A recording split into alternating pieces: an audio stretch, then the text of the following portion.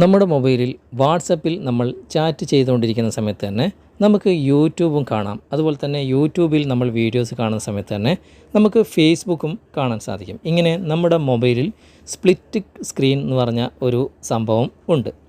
അതായത് 2 സ്ക്രീനായിട്ട് നമുക്ക് മാറ്റാൻ സാധിക്കും. ഇന്ന് അതിനെക്കുറിച്ചുള്ള ഒരു വീഡിയോ ആണ്. തീർച്ചയായിട്ടും നിങ്ങൾക്ക് ഏതെങ്കിലും ഒരു സമയത്ത് ഉപകാരപ്പെടാതിരിക്കില്ല. അതുകൊണ്ട് എങ്ങനെയാണ് അത് എനേബിൾ ചെയ്യുന്നത്, അത് ഇല്ലാത്ത മൊബൈലിൽ എങ്ങനെ അത് എനേബിൾ ചെയ്യാം, ഇനി അതിനെക്കൊണ്ടുള്ള ഉപകാരം എന്തൊക്കെയാണെന്ന് നമുക്ക് തുടർന്ന് വീഡിയോ കണ്ട് മനസ്സിലാക്കാം.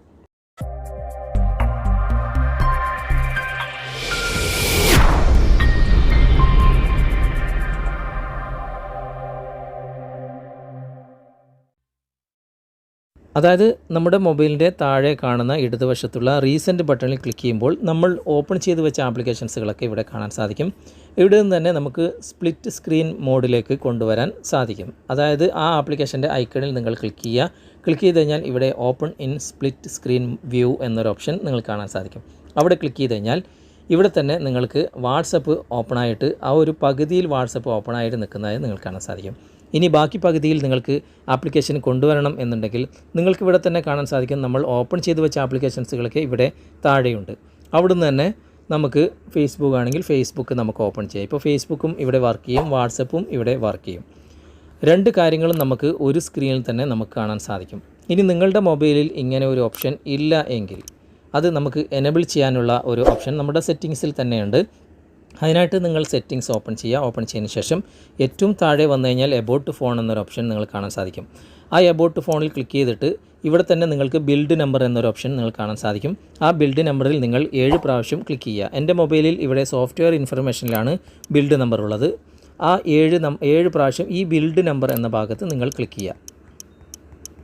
ക്ലിക്ക് ചെയ്ത് കഴിഞ്ഞ് നിങ്ങൾ ബാക്ക് വന്നു കഴിഞ്ഞാൽ നിങ്ങൾക്കിവിടെ എബൌട്ട് ഫോണിൻ്റെ തൊട്ട് താഴെയായിട്ട് ഡെവലപ്പർ ഓപ്ഷൻ എന്നൊരു ഓപ്ഷൻ നിങ്ങൾക്ക് വന്നിട്ടുണ്ടാകും. അവിടെ നിങ്ങൾ ക്ലിക്ക് ചെയ്യുക. ആദ്യമായിട്ടാണ് ഡെവലപ്പർ ഓപ്ഷൻ ഓപ്പൺ ചെയ്യുന്നതെങ്കിൽ ഇവിടെ ഓൺ ചെയ്യാനുണ്ടാകും. നിങ്ങളുടെ മൊബൈലിൽ 7 പ്രാവശ്യം ക്ലിക്ക് ചെയ്തിട്ടും ഡെവലപ്പർ ഓപ്ഷൻ കാണുന്നില്ല എങ്കിൽ ഇവിടെ സെർച്ച് ബാറിൽ നിങ്ങൾ ഡെവലപ്പർ എന്ന് സെർച്ച് ചെയ്താൽ തന്നെ ഡെവലപ്പർ ഓപ്ഷൻ നിങ്ങൾക്ക് കാണാൻ സാധിക്കും. അത് നിങ്ങൾ ഓൺ ചെയ്തതിന് ശേഷം നിങ്ങൾ ഏറ്റവും താഴെ വന്നു കഴിഞ്ഞാൽ ഇവിടെ തന്നെ അതിന് ഓപ്പൺ ചെയ്യാനുള്ള ഒരു ഓപ്ഷൻ ഉണ്ട്. ഞാൻ നിങ്ങൾക്ക് കാണിച്ചു തരാം. ഫോഴ്സ് എലോ ആപ്സ്, അതായത് ഫോഴ്സ് ആക്ടിവിറ്റീസ് ടു ബി റീസൈസബിൾ എന്ന ഒരു ഓപ്ഷൻ. ഏറ്റവും മുകളിലുള്ളതല്ല, ഇവിടെ താഴെ കാണുന്ന ഫോഴ്സ് ആക്ടിവിറ്റീസ് ടു ബി റീസൈസബിൾ എന്നൊരു ഓപ്ഷൻ നിങ്ങൾ എനേബിൾ ചെയ്ത് കൊടുക്കുക.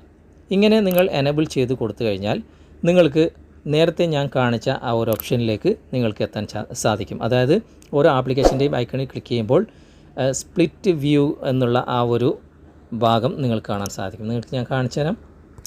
ഈ റീസെൻറ്റ് ബട്ടണിൽ ക്ലിക്ക് ചെയ്തിട്ട് ആപ്ലിക്കേഷൻ്റെ ആ ഒരു ഐക്കണിൽ ക്ലിക്ക് ചെയ്യുമ്പോൾ തന്നെ, അതായത് ആ ഐക്കണിൽ ക്ലിക്ക് ചെയ്യുമ്പോൾ തന്നെ ഓട്ടോമാറ്റിക്കായിട്ട് ആ ഒരു പകുതിയിലേക്ക് ഇങ്ങനെ നിൽക്കുന്നതായിട്ട് നിങ്ങൾക്ക് കാണാൻ സാധിക്കും. ഈ ഒരു ഓപ്ഷൻ ഈ രൂപത്തിലാണ് നിങ്ങളുടെ മൊബൈൽ എനേബിൾ അല്ലെങ്കിൽ, അതായത് നിങ്ങളുടെ മൊബൈൽ ഇല്ലെങ്കിൽ നിങ്ങൾക്ക് എനേബിൾ ചെയ്യാനുള്ള ഓപ്ഷനാണ് ഈ സെറ്റിങ്സിൻ്റെ അകത്തുള്ളത്. നിങ്ങൾ ചെക്ക് ചെയ്ത് നോക്കുക. പല കാര്യങ്ങൾക്കും പല സന്ദർഭങ്ങളിലും നിങ്ങൾക്കിത് വളരെ ഉപകാരപ്രദമായിരിക്കും. നിങ്ങൾ ചെക്ക് ചെയ്ത് നോക്കുക. എന്നിട്ട് നിങ്ങൾ വീഡിയോ കുറിച്ചുള്ള അഭിപ്രായങ്ങളും നിർദ്ദേശങ്ങളും നിങ്ങൾ കമൻറ്റായി രേഖപ്പെടുത്തുക.